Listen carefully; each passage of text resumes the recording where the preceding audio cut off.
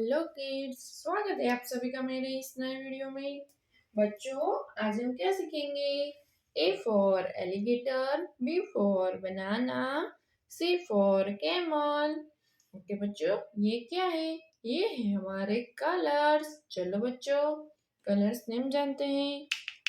Golden colour, brown colour, light green colour, orange colour, blue colour. चलो बच्चों, start करते हैं। Golden colour, A golden colour, A for alligator, golden colour, A for alligator, golden colour, B for banana, golden colour, B for banana,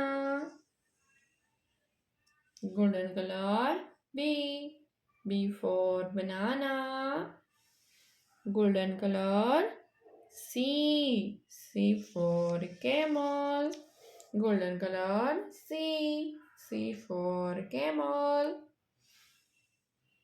brown color, D for dolphin, brown color, D for dolphin, brown color, E for elephant,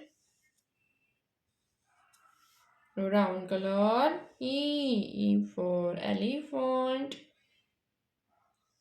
इसके बाद F for fish, brown color, F for fish. बच्चों, आज हमने क्या सीखा? A B C D E F। Okay बच्चों, अब मिलते हैं अगले वीडियो में। बाय।